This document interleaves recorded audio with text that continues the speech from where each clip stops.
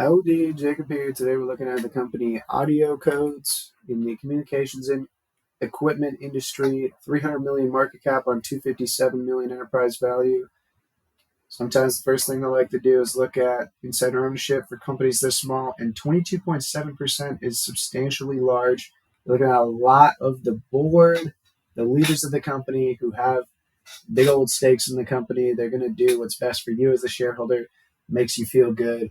Not an end-all be-all stat, but definitely a positive statistic. Growth, you're looking at about 6 to 8% CAGR over the last 10 years. They started to introduce a dividend, and return on invested capital averaging low double digits. So I don't know how I feel about that dividend. Maybe reinvest. Looks like they're small enough to have that capability. Gross margin is pretty healthy, 60%, but operating margin averaging in the mid-single digits. So let's see if that's R&D or... Okay, so pretty good growth in R&D. You're looking at about 60 million.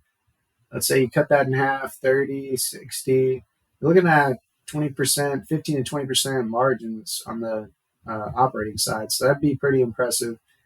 Share repurchase the last couple of years, actually last 10 years, there's been quite a bit of share repurchases. Share count reduced about 25%. Balance sheet shows about just under 40 million cash-like products, no long-term debt, no short-term debt. Feeling pretty good about that.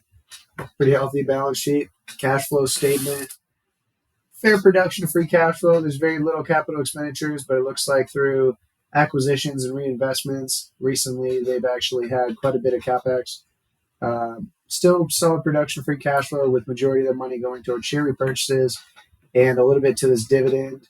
The dividend yield is, 3.6%. Okay. So 3.6% yield, 5-year average, that's probably 50% of their free cash flow. So it is a good amount that they're paying out. The rest is going towards share repurchases. Again, they don't have debt. So, I mean, a little bit on acquisition, a little bit on reinvestment. Otherwise, majority just giving it back to the shareholder, either directly through a dividend or indirectly through share repurchases. So probably not a bad idea. But again, I do see this high return on invested capital historically. And I mean, if they can get those type of rates, you'd want them to reinvest. But if they get more along the lines of mid-single digit, share repurchases and paying a dividend make a lot of sense to me. So let's start making some assumptions here on the revenue growth side. Pretty solid growth. Got hit pretty bad here in the most recent year, but they recently made an acquisition, so maybe they're trying to figure their stuff out. I still think I'm pretty comfortable with 5, maybe 15 market average PE price to free cash flow.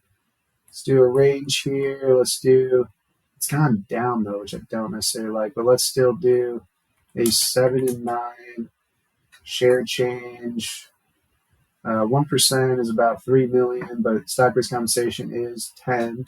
So that even 1% would be about 13 million, which is more than 50% of their 5-year average free cash flow. So I probably don't feel good going much greater than that. And then this dividend's already paying out quite a bit. Let's keep that the same. And we're saying the company's stock price needs to fall 33% before you get the return looking for here.